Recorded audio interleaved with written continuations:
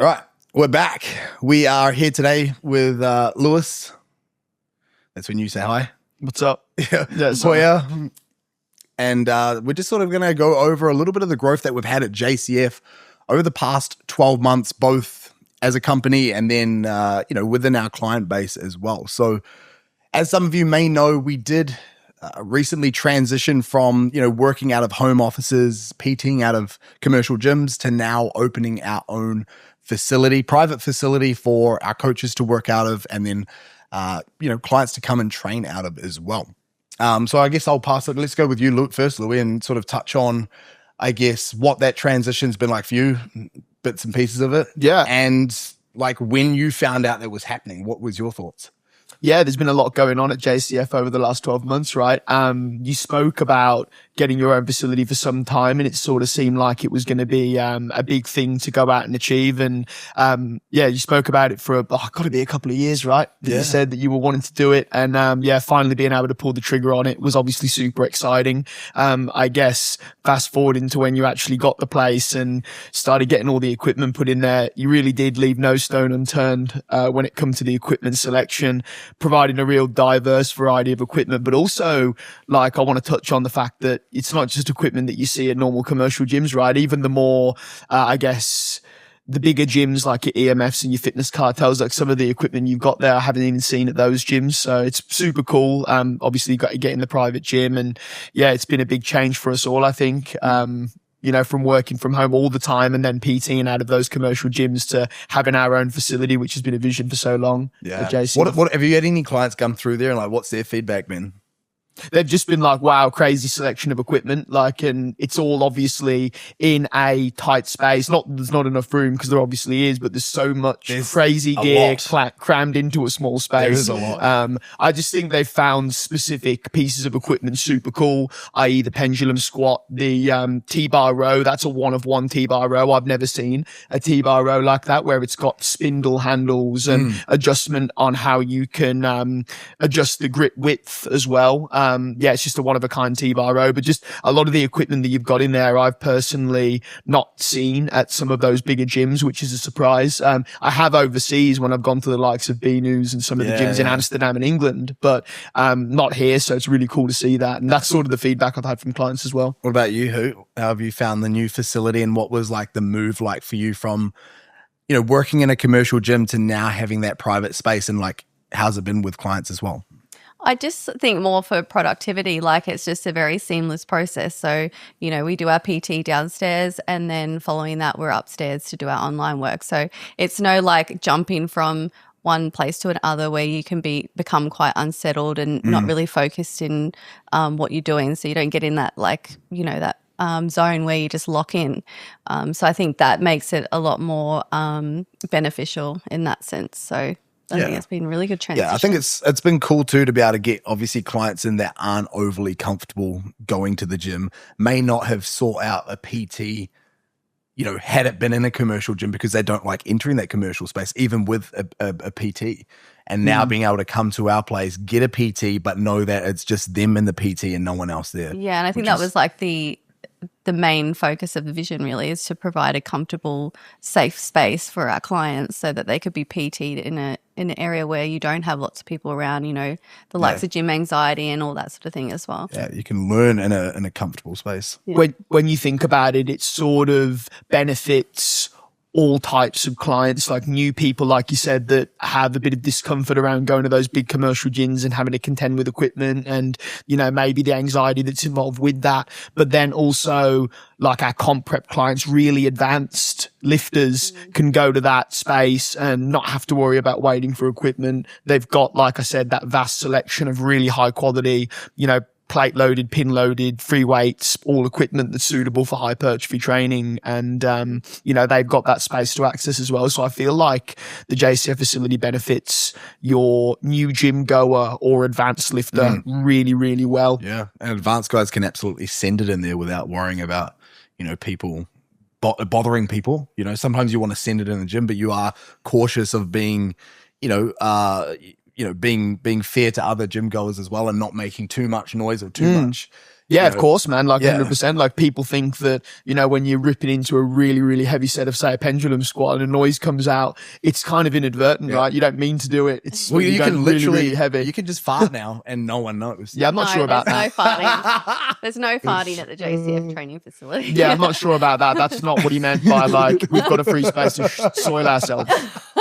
No, that's not it. But it's been a really progressive year, and I think it's also translated within our coaching too. So I think it'd be cool for us to touch on today, maybe a standout client that we've worked with. I'm sure there's many, but if we can just speak on one particularly and the individual's journey, where they started, where they are at currently, and I guess any interventions that may have been applied in between to get them there, things that they may have had to overcome.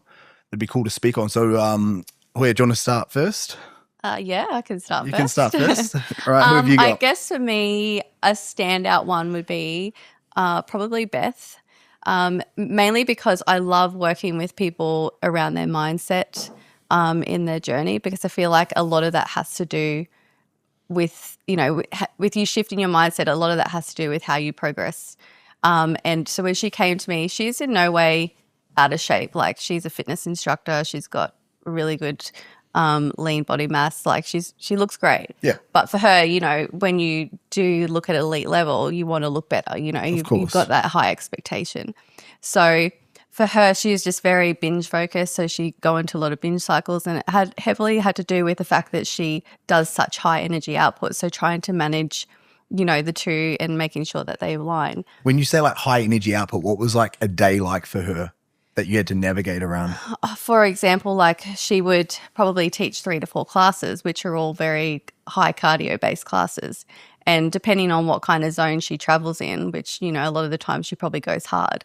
But I know recently she's been trying to, taper back the zone that she actually does the classes in. So by zone, I mean like in a zone 2, it might just be like, an RPE of like 5 or 6, so nothing that's too strenuous. And yeah, fuck, I lost my train of thought then. That's okay. That's all right. Yeah, so we were just talking about obviously her expenditure for the day. So yeah, you so then mentioned she would binges a lot. obviously, she would do her classes and then do her own training. So that's a lot of energy output in one day, Not every day is like that, but she'd probably do that 3 to 4 times a week. So it's a lot of energy output, and therefore she would go into binge cycles, trying to stick to like a calorie target. But then obviously those energy output days are going to fluctuate. So she'd go into binge cycles on the higher output days or post high output days. But when she'd go into a binge, it would just be like excessive, and then comes the fluid weight, all that sort of stuff where the scales fluctuate, stuff like that. So for her, what was her goal when she came on? she wanted to lean down. Okay, so drop some body fat. Yeah, which we absolutely achieved. Like, she looked great in the end product. And and we check every check-in, we just sort of worked on her mindset, shifting that a little bit, just changing minor things so that she could progressively get to where she needed to go. Yeah. And, she probably still have a binge once a week, but it got better and better, So When you speak on mindset and shifting that and focusing that on the check-ins, what is like an example of some of the conversations you would have had with her? If you can even pick out one in particular, it'd be great. But I mean, if not, just broadly, what are some of the types of conversations you'd have with her, and certain interventions, again, specifically if you can, that you applied to help her out of that binge cycle, or even to not enable it, but let her know that it wasn't necessary. We don't need to list it as a binge or label it as a binge in certain scenarios if we can manage it a certain way, etc. Yeah. I guess with our biofeedback forms, they're quite in depth, so we get lots of information on how the fortnight's gone. So it's assessing that, and this is what I love about Beth and why it's been, such a transformative journey and big lessons for me as well, is because she gave so much detail into, like, she would go into a binge and she'd say what she did that day, or what happened the day before. So she was very detailed with how that might have come about. So it really helped me to sort of give suggestions on how to maybe approach it a bit different. And over time there'd be like foods that might have triggered her to go into a binge more than others. So we'd take those out, or we'd just sometimes completely removing it would actually help her, overcome So I guess those. just identifying patterns. Yeah, identifying patterns and it wasn't like a month process. It was quite a long process to actually find, something that would work for her. I think building a relationship with the client over time too, and their trust allows you to do a better job. As they start to trust you more, they start to take on your feedback a little bit more vigilantly. And I think for a lot of clients too, they just don't have self-belief. So if you instill that belief that you know that they can achieve something and you just uplift them with that, I think that, helps them reinforce that into their own mindset as well. Of course. I guess it's just believing in them and knowing that they can actually do it. Cool. Louis, have you got a standout client over a 12-month period or the past 12 months?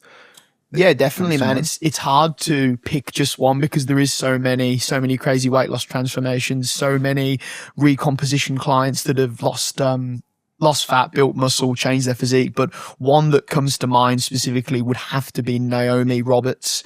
She came to me, it must be just under 12 months ago now, as an 8-week challenger, lost a crazy amount of weight in the challenge. I can't remember exactly how much it was in the challenge. I think it was you about might remember maybe 12 odd kilos. 12 odd kilos in an 8-week period, yeah. But sort of since then, she's obviously gone to lose a further 18 kilos, making it the 30, which is crazy. But it's also the recomposition. So for me, what typifies an amazing transformation isn't just weight loss. And the only reason I say that is because as what we do at JCF, there are so many clients that have achieved 20 kilo, 30 kilo losses, even 15. So for me, I like the ones that also, it's an abundance of weight, but we've built some serious lean mass as well and totally reshaped the physique. And that's the case with Naomi.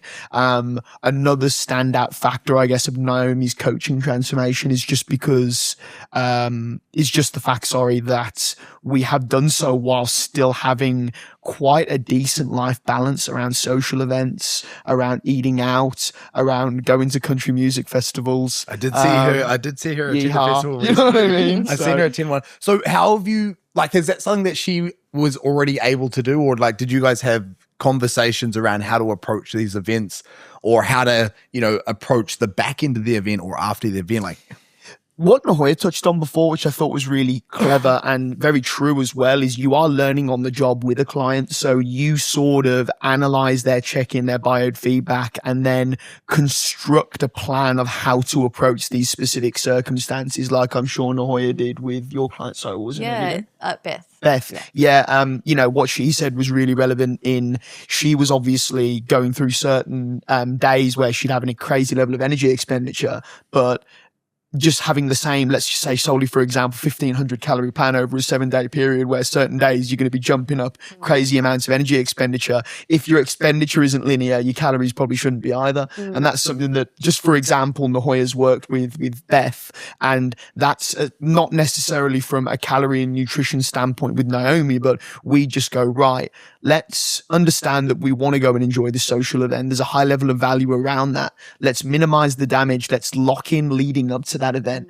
Do absolutely everything we can to get the best possible outcome. And then, if we can shift 3 or 4, maybe 5 kilos in the 3 weeks leading up to the event, we've got a little bit of wiggle room. And 100%. At the event ourselves, we're not going to choose wines or beers, are we? We're going to go with vodka sodas, the lowest calorie drink option. We're going to prioritize hydration throughout the day. We're going to try and get as many steps in as possible. So I said, if you need to have a hoedown at the country music festival, so it can be it, you know what I mean? Yeah. No, but keep energy expenditure high, and that's going to minimize the damage significantly. So even though it's not necessarily a part of our job to coach you on how to approach a 5-day sesh, it's you can kind of provide little advice.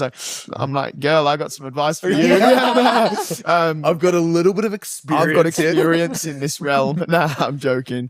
But, I'm not. But yeah, just how to approach certain things and, ensure that we retain as much tissue as possible in that period, which obviously muscle loss is a big thing when it comes to, drinking for long periods of time, being dehydrated, obviously, not resistance training. It depends how long, but, just basically what I'm saying is we just, prepared for those events in how we would lead up before and after the event, to make sure that we just maintain consistent progression.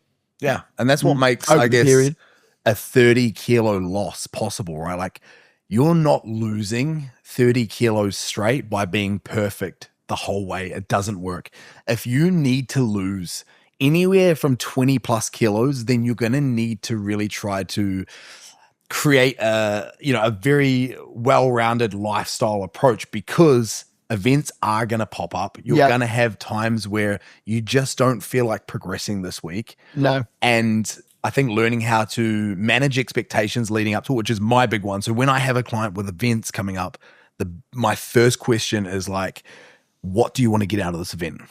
Do you want to get intoxicated? Okay, cool. Well, then intoxication is literally the goal here. So how can we do so? How can we do so? This motherfucker, I don't do that. I don't come up with like a peak week plan for drinking piss. You know what I mean? I'm like, we might get a whole new genre of clients. Yeah, hang on. Yeah, we got alcoholics signing up. You know what I mean? No, but for real, you're good.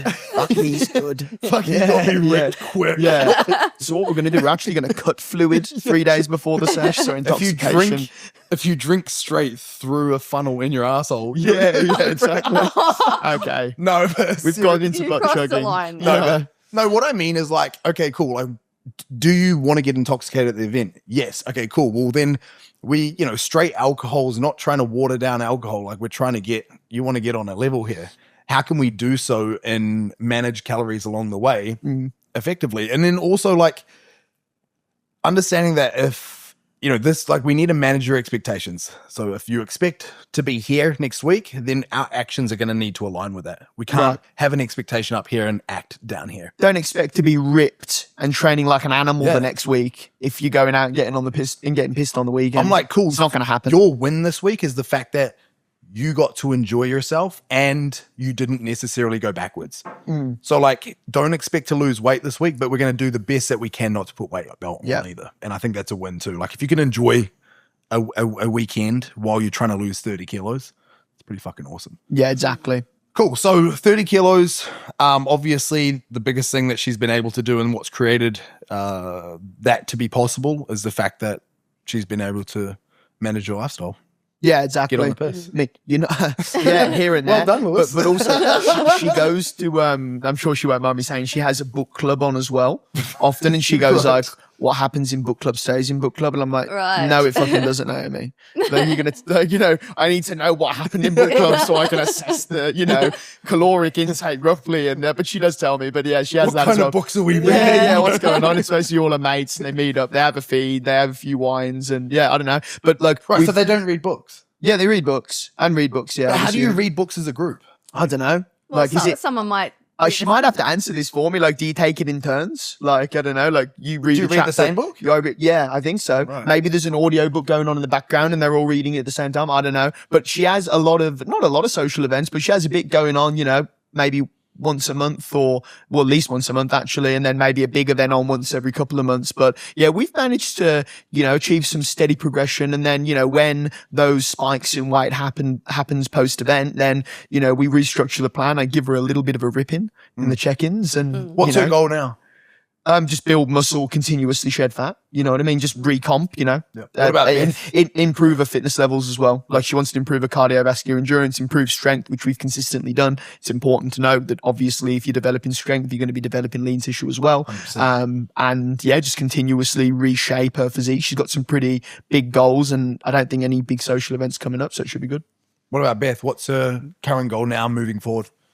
So recently, when she came back on after holidays, she has a high rocks competition, which is actually today, funnily enough. And so our goal there has been obviously the opposite direction of like fueling her body well enough so she can maintain the performance that she needs to, which, has been a little hard for her because that means the scale going up a little bit and maybe, holding that little bit of extra weight, but it's what's necessary for the current goal that she wanted to achieve. So coming out of that, we're just going to pretty much maintain. I did taper calories back a little bit because she's going to be dropping her training performance. Her training load. So that will kind of just counteract that a little bit. But yeah, we want to keep things nice and steady just so she has enough to fuel her body for that post-recovery from high rocks. And then, we're going to go probably work on maintaining a little bit. We're going to do a training phase and work on body recomp. Yeah, cool. Good stuff. Yeah. All right, let's And you? me? Yeah. Yeah, I'll bring one up real quick too. James Wright would be my selection for the past 12 months. And James's highlight for me is the fact that he is now competing in a bodybuilding show. However, that was not the initial goal. So the initial goal was just to lose the dad bod and essentially get in shape, be healthy, be fit, be a good role model for his children. He's got 2 young children. So he joined us at 8-week challenge, much like Naomi, which was really cool, with his partner Emily, and had a real standout transformation within that challenge. And then much like Naomi, joined the coaching team after that to be able to push things that little bit further with that little bit more assistance, which he then started getting into incredible shape and was just like, shit, like, let's get on stage. Why not put this to the test here? So he's actually like 2 weeks out from his first show, which he's doing the IFBB, men's physique. Yeah, the big dogs. Damn. The big Is that dogs. his first show? Yeah, he's going straight into the deep end. And then he'll follow that up with FMG, which we're looking to be a bit more competitive in that. So yeah, no, he's had a pretty fucking incredible transformation. I think in terms of, hurdles he's had to overcome, I think it's just mostly managing, family. And I think a lot of people probably experience that if you've got children, a partner, and your partner has goals as well. So he has Emily, who also has her own set of goals, and they're trying to both, invest in themselves to be the best versions of themselves, and then also give the kids the time of day that they need too. So I think just helping them circumnavigate what was required in order for them to achieve their outcome, while, also being able to give to their kids as well. So just being active outdoors, getting the kids outdoors and making it about the kids, but, as a byproduct, also getting daily steps in, creating nutrition plans that, children love as well. So then it minimizes the amount Emily needs to cook. So she only needs to cook one dinner for everybody, and they all enjoy it. And then again, as a byproduct, they're providing a healthier, nutritional day for their children, and then achieving their goals at the same time. So it's been cool. It hasn't been the hardest client to work with because he's very adherent. He's very invested, and he just gets the job done. So he's probably been a very easy client too, but certainly a standout. I guess it's a shining example, really, that there's no limits to a fitness journey. Like, you can start just wanting to be a little bit better for your kids, and then next minute you're competing. Like, there's no levels to it. I think it's a natural progression of just always wanting better, more, Actually, while we're on clients, before we move on, we'll start with you, Lewis. What would your ideal client be? Now, we're not going to isolate current clients we have, but I want you to pick your in perfect, general. Yeah. Who do you engage with and go, you know what? I fucking love this type of client. Like, this is, if I could have 100 of these, that'd be perfect. I just the obvious answer would be someone who's very adherent and follows the plan and just does everything I say without asking questions. But I don't want to say that because that's not what the job is. And realistically, I should be able to manage how I coach someone to suit any person, 100%. regardless of how adherent or misadherent they are, because sometimes bringing people and elevating the misadherent clients is one of some of the best transformations I've ever had, because they've previously had so many issues with adherence, and we've structured the program in a way that allows them to be adherent, and then they achieve their fitness goals when they previously thought they couldn't. That's almost more rewarding. That's almost more rewarding. So I don't know with that, bro. I don't know. For an ease of the job perspective, I'd probably like 100 clients that do exactly as I say, provide as much information as possible about how they're going, send me frequent messages. Like, something I really like is people messaging me just how they're feeling on a day to day. Doesn't have to be every day, because that can be a lot, but people that message me throughout the week, giving me little bits of information on how they're feeling, because that allows me to accumulate that data, bro. Doesn't it really? It allows me to have that information on the client, and then I can use that, and those subtle things that you might mention around how they're feeling, how their energy levels like, how their sleep was. These little bits of biofeedback can really help come check-in day or just making those adjustments. Do you think so? I like people that share a lot of information about how they're feeling. Do you think sometimes people share too much though? Like I'll get the old client. See that I have had that. I'll get the old client that the oversharer. Yeah, I'll get the old client that's like, hey man, like I had like some hectic dreams last night. It was really deep sleep, and I'm like, have a good day. Like, bro, that's great, man. I haven't had that. Okay, so there are oversharers. Okay, cool. So no, I haven't had that. So you haven't really got. Okay, well, let's go. You, Hoya. Do you have a? Sorry, I didn't feel like I properly answered the question there, but I don't like have a diverting. Yeah, well, you don't have to have an ideal. No, because I don't think I've got an ideal client. Well, I just want to finish what I was saying by saying that I think that if I did have 100 of those perfect clients, the job would be a little bit boring. It would be, yeah. And it wouldn't be as fulfilling for me as a coach. So I like a diverse selection of clients, but preferably I do like it when people follow the plan to the full capability and let you know how they're feeling. If you ghost me, I'm not a fan of that. But yeah. You've had a few of those. I've had a few people that just sign up and just you never hear from them again. And it's just like, why did you even sign up in the first place? That's so weird, dude. I would love to know. I mean, you have as well, though. We all have, right? Yeah. We're not singling you out. Yeah, I was going to say, it's fucking me. No, but I would love to know what goes through people's head when they sign up and then just never do anything. We never hear from them, and they're signed up to us for like 12 weeks. Like they've almost G'd me up on the onboard form as well. They're always the ones that seem the most man, I'm so ready. Like I've freaking never been so ready in my life. I've literally like freaking ripped everything out of my pantry because I'm ready to start. I'm like, bro, fucking oath. Like I've just built you the most badass plan that you're going to kill this. I'm so freaking up for this journey and I'm keen to have you on the team. And then it's like, hey mate, you still there? Like, you never started. I reckon maybe they sign up on the back of a bender. Yeah, dude, I reckon they just go like, yes, I'm about to lose fuckloads of weight and I'm about to fucking get jacked, man. Fucking, yeah, they're sitting on the laptop, the form's filled out at 3 a.m. on a freaking Monday morning. Well, that's like post-Easter, we had like 7 sign-ups Yeah, we had a heaps post-Easter. Yeah. What about you? So perfect client? No? I'm probably very similar to Louis. I don't have like an ideal client, but I like a client who challenges me. So someone who they obviously give me as much information as possible, but I guess we as coaches, we like to educate. So the more information you get, the more opportunity you get to educate, on certain issues that might happen 100%. Or challenges, whatever it might be. So I guess, yeah, a client that challenges me. Yeah, cool.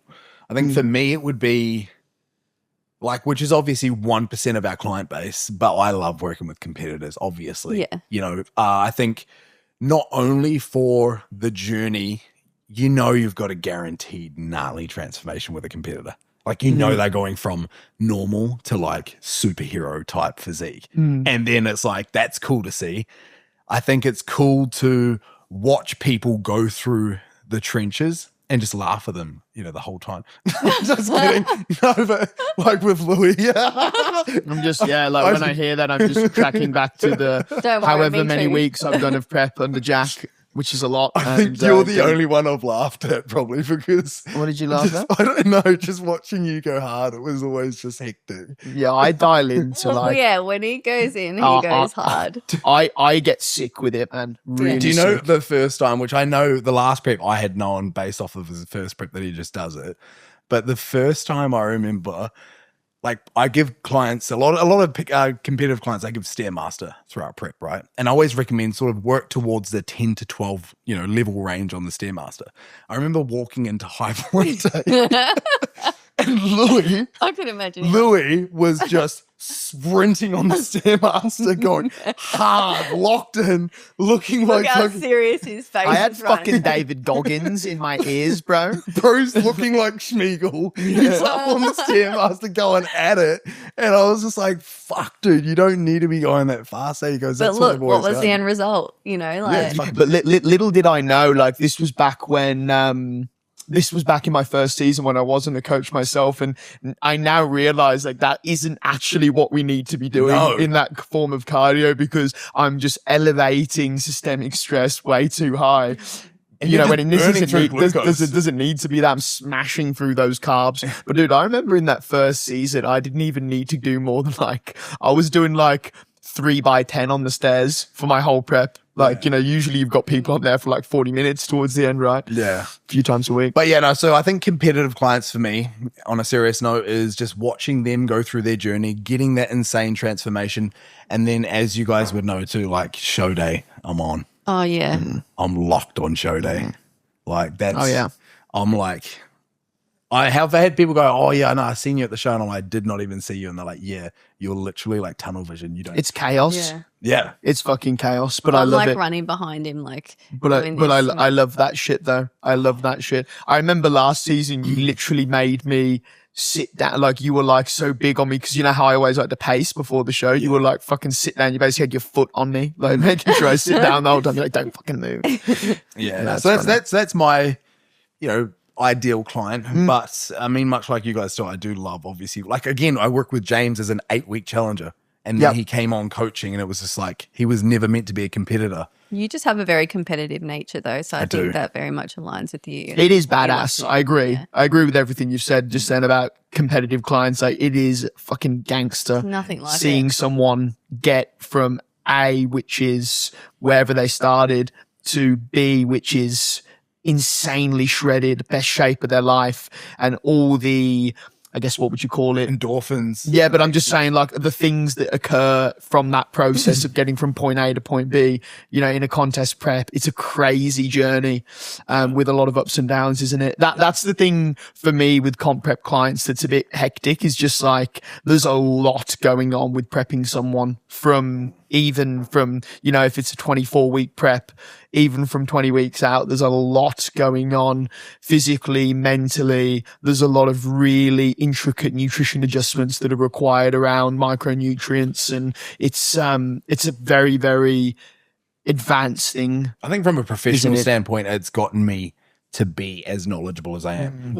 I've had to learn so much to help these athletes to get to where they are, that then even just being able to implement a micro of that to your gen pop can just advance them so much too. So I've learned a lot from it. It's leveled me up largely. And then now, my last show was in 2022, and it's so hard now to even desire competing because I almost love going to clients' shows more than I do love competing myself. So yeah, that's been a big one. All right, we'll move on. So a few things that we'll talk about is everyone's elevation over the past 12 months, or you two at least anyway. With you, obviously, you were running your own show, Fit Style, and, you had, 30 to 40 odd on your team at the time. What for you, obviously I know why we did it, but what for you was that transformation going from Fit Style to then coming on to JCF full time? And yeah, how was that experience for you? Fit Style. Yeah, because sorry to interrupt there, but you had a really cool business going on where it was really, I feel specific to you. And I thought that was awesome. And sort of the team you had around you were all really suited to you. Yeah. Obviously they still are now, but it's just, I'm interested to hear about it as well. Yeah, I guess Fit Style was my baby. It's something that I achieved on my own and built up on my own, which was a really big deal for me, given history. So I kind of it was really hard for me. I think it took me a few months, but it was really hard for me to let go of it and then fully transition over to JCF.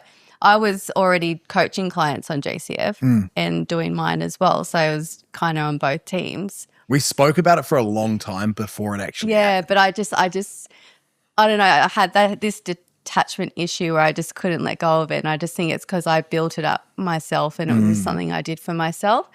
But it just kind of made sense. We were creating the JCF training facility and it was kind of I can't coach Fit Style clients out of JCF, and we were always leaning on each other anyway. We did a lot of things together, the challenges, and it just kind of made sense. And it's not that I was letting go of something that I worked hard for.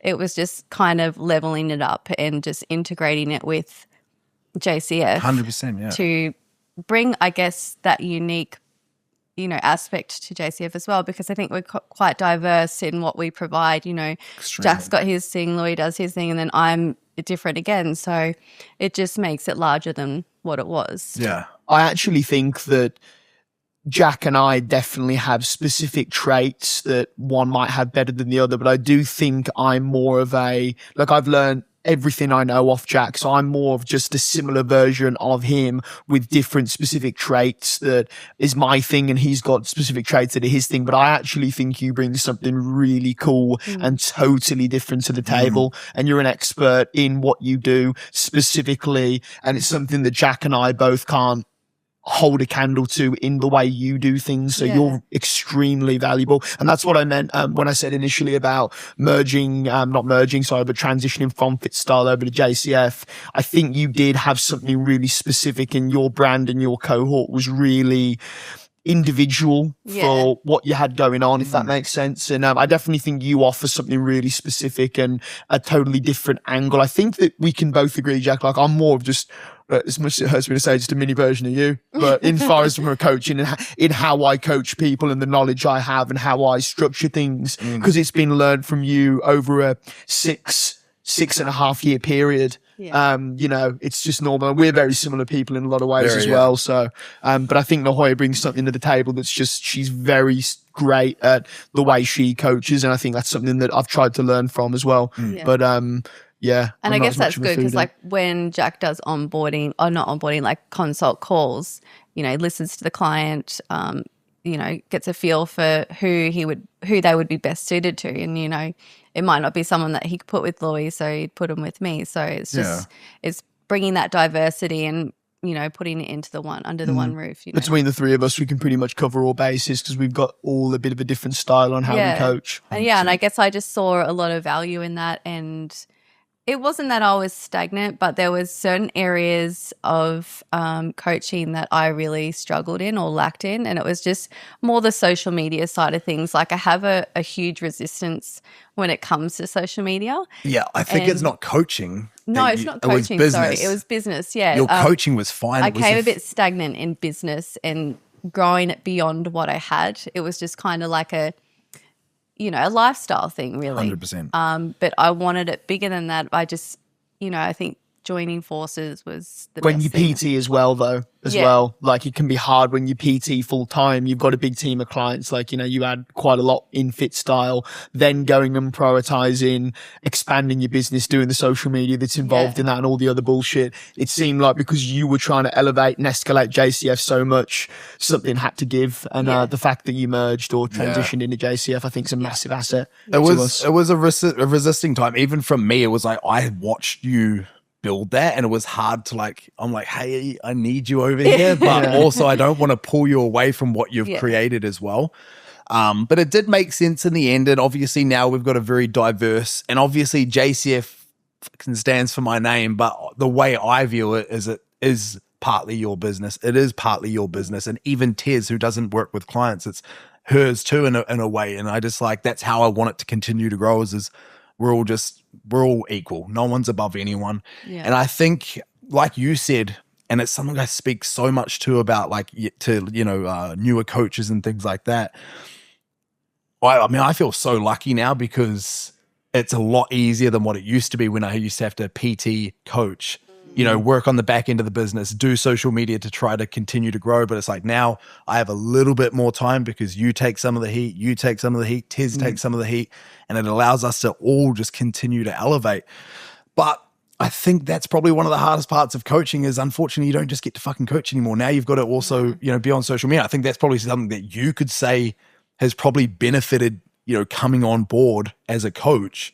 Like imagine if you had to do the whole social media thing, would you have close to 100 clients to work with? Nah, absolutely not. And as well, I've got the luxury as someone who's only been coaching for 2.5 years now, something like that. Or I've been able to just focus on coaching and expanding my knowledge as a coach, which has in turn made me a way better coach. Way quicker too. I mean, way quicker. If we could just focus on that, I haven't had to worry about social media as much. You focus on that. And it's something I made a decision last year because I was trying to do a lot of my own content last year. And we decided that I would just focus on coaching and coaching only, expanding my team, expanding my knowledge, becoming a great coach. And then I always feel like social media I can go to once I've established that. You can become if you can provide a bigger social media platform or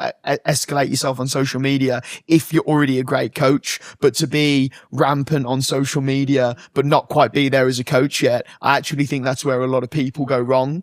100%. Well, you've got in the coaching world. You've got value to provide now. Like if you wanted to jump on here, for example, and educate people on certain aspects of health and fitness, you can now do so. You've got not only the knowledge, not only the studied or, acquiring knowledge through studying, but you've actually got real life experience of working with real individuals, providing real application, real interventions, and now you can obviously lean on that. But yeah, I always say to, Tez and Hoyer as well, as we continue to search for another coach, is like if we could just have another Lewis. Not the same, obviously, but I think you've just been able to focus on coaching. You've just been able to expedite your journey as a coach. Like any other second year coach is not even close to on your level.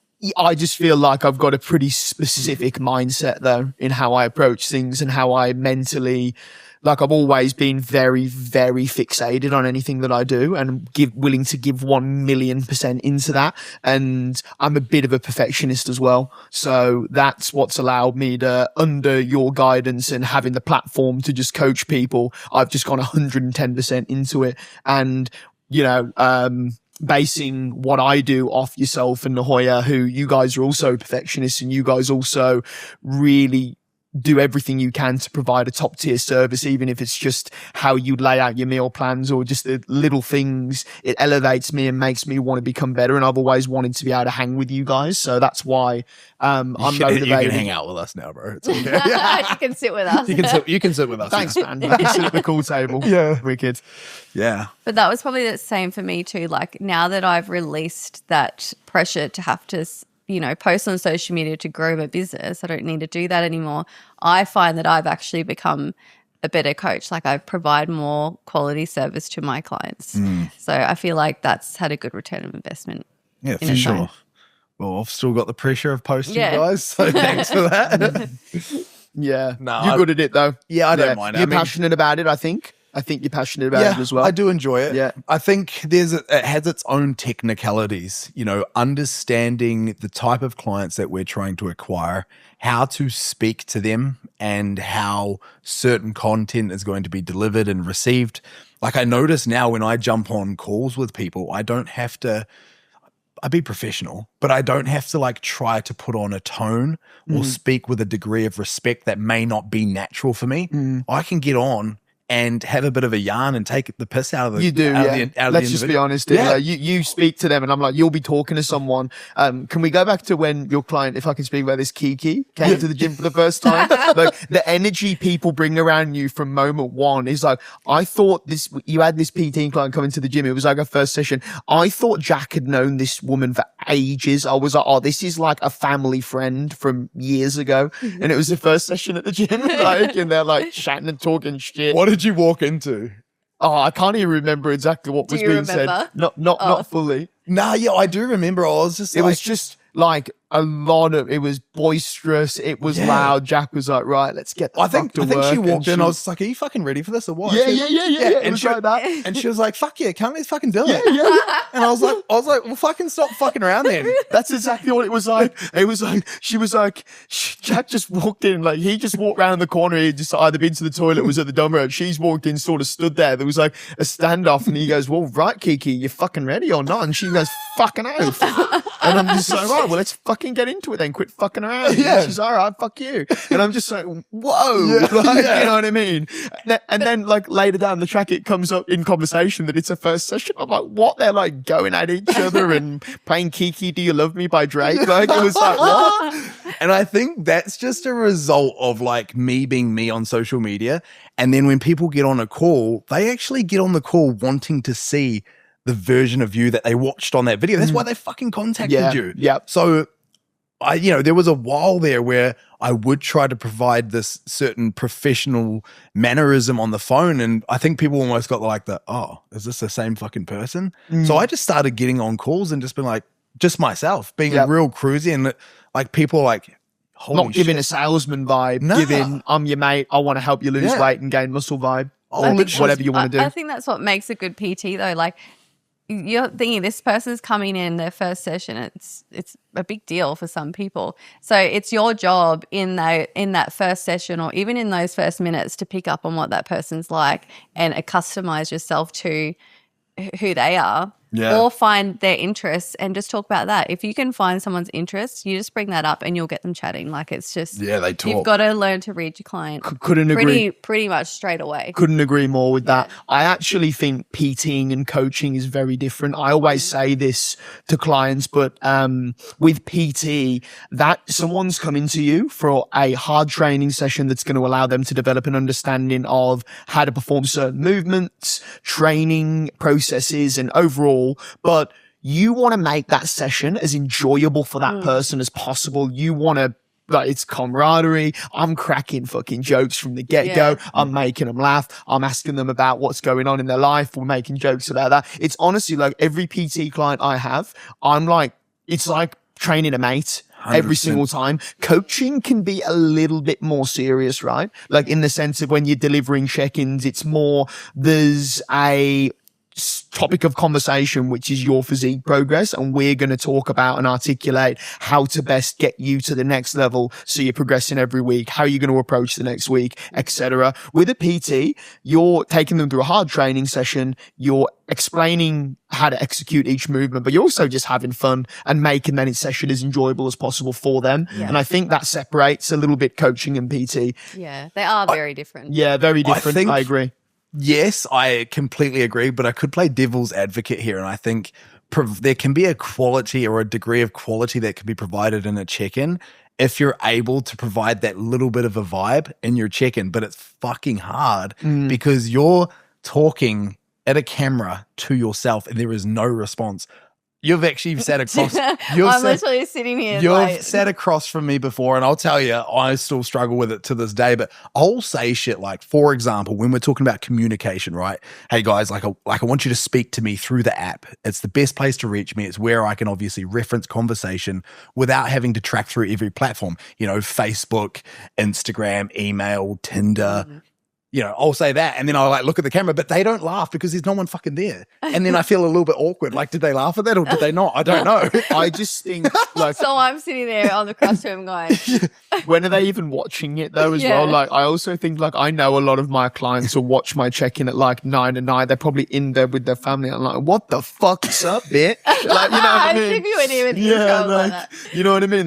So it's a hard one, right? But I find it's true. Like my check-ins, don't get me wrong, I'm cracking a joke in them here and there, especially if there's something to joke about. But for the most part, I'm more just gassing them up if they've done really well. And I'm more telling them how it is if they've not done so well. And I think that's different too. It's hard to convey tone when there's not someone speaking to you. It's really hard, yeah. Yeah. But you're right in a sense of a check-in is essentially one of few things, right? What we look to provide is first and foremost accountability. Turn up to it, provide sufficient information. If you don't, I'm going to ask you for more information. Number 2, we're obviously directing the week ahead. This is what we're doing. This is what we've done. And this is the direction we're going in. And then lastly, we're looking to provide education, right? This is why we're doing this. This is why we're shifting directions. And this is why I expect this out of you. And then maybe some guidance on the week ahead. So you're right. It is very much like we've got a few things we need to check off. And then also from what I've learned is I always thought, the deeper I go, the longer I talk, the more value I provide. And we know, from obviously time and experience that that's not necessarily the case. I've had people respond to me going, bro, I had to put it on 2 times and now I was skipping forward because fuck you can yap. Bro, I don't have all day to listen to you. You know what I mean? So it's right, I need to sort of try to provide as much info, but do condense it. We're talking 5 to 10 minutes here. Yeah, I think if it's more than 10, I can get what they're saying a bit, but if you don't have 10 minutes a fortnight I was given 18 to 22 minute check-ins. Yeah, that's Fuck me. Yeah. That's a bit chatty, Cassie. Yeah. That's a long check-in. It is. Yeah, once I go over 12, I'm looking at it going, oh shit. Yeah. I've really Wrap it freaking up. yapped on. Yeah. Yeah. Which, man, like Joe, who coaches me, he'll be 6 minutes in and I'm like, right, let's go, let's get to really? it. Yeah. But because he is usually so good at condensing everything I need to know in 5 minutes. So now I'm getting used to when I listen to it, anything longer than 5, I'm like, fuck, get on with it, Yeah, true. Yeah. Yeah. Which he's pretty good at.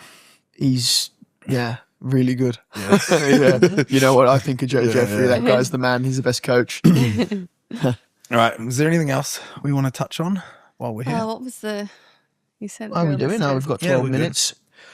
Oh, we've surely got some stuff that we can freaking bring up, right? We've spoken about the facility. We've spoken about client transformations. We've spoken about our ideal client. Surely, what else is How going the on, fuck guys? are we going to get another coach is a big question. Yeah, that is a big one right now, isn't it? 'Cause It's going to be a holy tricky thing. fuckery. It's someone to fit the mold of this business is always going to be tricky as well. You're really looking for a specific person, and it's a tricky one, isn't it? Right? Because we can elevate them if their knowledge isn't exactly like they don't need to be where we're at. But No. they do need to have a specific set of skills, both in regards to knowledge on training and nutrition practices, but also the work ethic. Like, it's kind of hard to fit a mold where everyone's that invented. Like, what you said before, something that really resonated with me is, like you said, obviously the brand is JCF, which means Jack Cooper Fitness. But bro, this company to me is like, it changed my life all these years ago. And ever since joining it as a client, I feel as though in the early stages, you'll agree that I was always 100% invested in this journey, even 6.5 years ago. So as that's built up, and eventually now this is, I've done bloody shows under JCF, which obviously meant the world to me back then. And now working for JCF, it's like means a lot. Like this company means everything to me as well. And, it's sort of like, someone coming in needs to fit that mold and not feel that way about it because they're never going to, but it's sort of like, yeah, I think that's where I struggle. I'm like, how do we, because I think like we can't redo what you did because I don't have anyone that I've worked with for that long. nah. How did it come about that you jumped on? My best mate, Will. My best mate.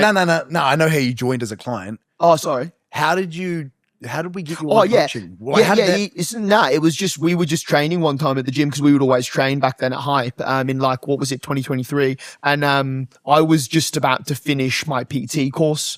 That was what happened. And I was going to go into being a full-time PT. I always wanted to transition into fitness from being a tradesman. And, I said, like, oh man, I'm going to get into PT and coaching. And you said something along the lines of, fuck man, like actually I need a coach. But you were at that point in time where you were getting really busy as well. Remember, like you were insanely busy under the pump and you were like, man, would you consider, joining me as a coach? And I was like, I was sort of hoping you'd ask that.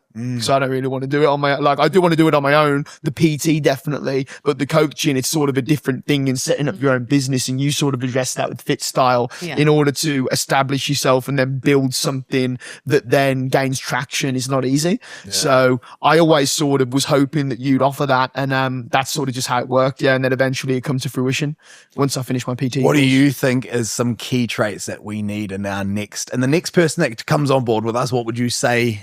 What would you look for personally? I mean, I might be shot down for this, but I think a big perspective in the coaching industry is the lifestyle. And we literally talked about this on the way down here. It's heavily promoted that being an online coach is like you sit at the cafe, it's very flexible. But this is what I'm getting to, So because that is heavily promoted, that is what being an online coach is, you get a lot of that in the industry. But we don't want that. No. We want someone who's like the level up, that's business focused, not lifestyle focused. Yeah. So it's going to be very tricky for us to actually find someone that fits that criteria. Yeah. Unless there is someone who's out there doing the lifestyle approach who does want to level up but doesn't have the capacity like I did to, build their own business. Yeah. And I mean, we've been there. Like we went through the stages. When I worked on my own, it was literally, I could work at cafes. And as I was growing, I was earning just enough to sort of live. Yeah, but it's cool. Like cool. Yeah, this is crazy. We got But unfortunately, lifestyle. I think, we're on that level now that people might look at coaching as like a do what I want when I want. Unfortunately, we're more like Not fucking here. It's not. nah, we're more like yeah, that like corporation type. We're more like, I haven't slept this week. Yeah. And I feel like Louis, he's never been that lifestyle side of things. It's always been the business side. You know what I mean? So he's never actually, that's not what it's been for him. When we say lifestyle, though, it's like, I get what you mean by, you know, people think that it's that cruisy job. You go sit at a cafe, go walk along the beach in your bikini with a G-string up your ass and then take a friggin' video recording of that and upload it to your Instagram. Get 2 clients. Say, get 3 clients immediately, including Lewis Milner. But no, I'm joking.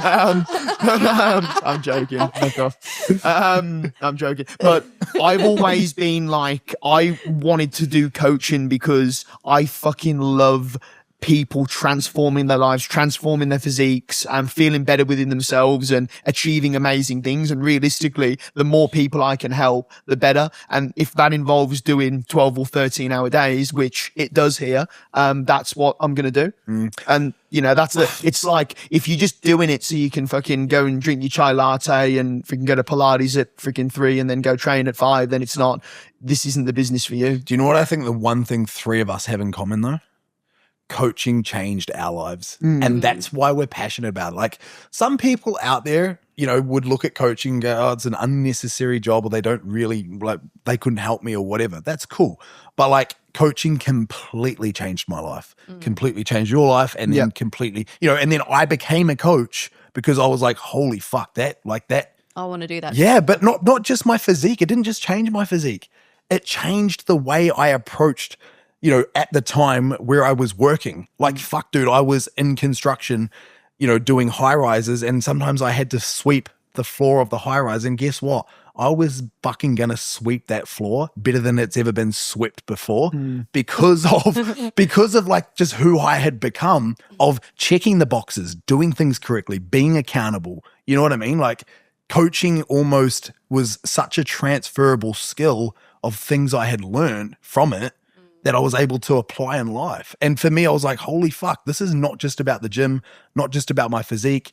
It's a transferable skill. And it changed my life. And then I go into the job trying to do that for others. And then there's you. You know, you're a product of that. Yep. And then now you're inspired because you know how valuable it is. And I think when people go, oh, you're so like passionate about it, that's where the passion stems from. And that's why you've got that passion. It's the work ethics instilled into the client as well. When I actually joined you as a client, 4 weeks afterwards, I went into a new cabinet making job, and where I worked with Dave, who was my old boss, and he was an old school English tradesman, really, really high level tradesman. And because I was working so hard in the gym, improving my physique, doing things I didn't necessarily want to do, that translated over to work. And all of a sudden I went from, you know, not being a very knowledgeable tradesman at all to being in the right environment and doing the right things outside of work, that I was able to become a lead at my job. And I actually had a really good career as a tradesman. Like I could have earned crazy money doing that prior to joining JCF. And I think that Took a huge pay cut. at the time, initially, fucking oath, yeah. Wow. But Let's not talk about that. Oh, come on, bro. We'll never get another coach. Holy fuck. Yeah, I was. Yeah. Anyway, things were dark for a bit there. Showed his loyalty. That was awkward. Yeah, I showed my loyalty. Yeah, yeah. Fuck you for that. I'll say publicly. Nah, but I meant, to be fair with you, I was always willing. It's never been about money for me. Never ever. I've always just wanted to do it for the right reasons, and I knew that if I really applied myself, the money will come. And you know, it has definitely come now. It's definitely come. It's good. What about you? What was one thing for you that coaching changed, and what motivated you to get into it? Oh, yeah. I mean, it's just going through the process myself and seeing how much it changed my life. Like, if you had to ask me prior to this, would I be an online coach or do PT? Hell no. But because I went through that process myself and saw how much of a transformative journey I experienced, I was just like, this is sick. Like, I want to do this as a career. Yeah. And yeah, couldn't even imagine myself doing anything else, to be honest. Yeah, I'm a little bit like that too. I'm like, I think this is me forever now. Oh yeah. Like, you know how you're in a job and you're like, I'll do this, but like you just deep down know there's more later in your life. I don't see that anymore. I'm like, fuck, this is literally it. Fuck no. Like, if I was going to say, if you told me, like, I would have stayed in cabinet making if this isn't forever now. Yeah, definitely. Yeah, I've like moved into this 100% with the Like, there's intention, always- hang on. Yeah, We're closing up shop, bro. That's like you sort of answered that, like, yeah, like I think this is forever. And I'm like, fucking it better be, bro.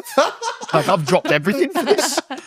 So what do you mean? But no, I think what was I going to say? I was going to say something, then I've lost it. But anyway, I think there's always that concern though that as you grow older, you're going to become like, you know, the old news, and then there's going to be younger up and stepping.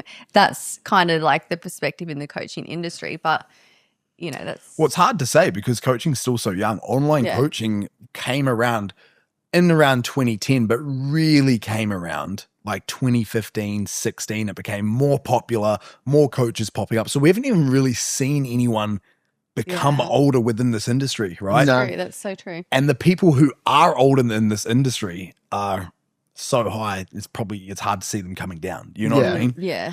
So and you can go move into like, let's just say if you're a comp prep coach, like that doesn't have an age limit. You know what I mean? Like, Yeah, for example, true. your coach, Joe Jeffrey, in my opinion, one of the best coaches in the world.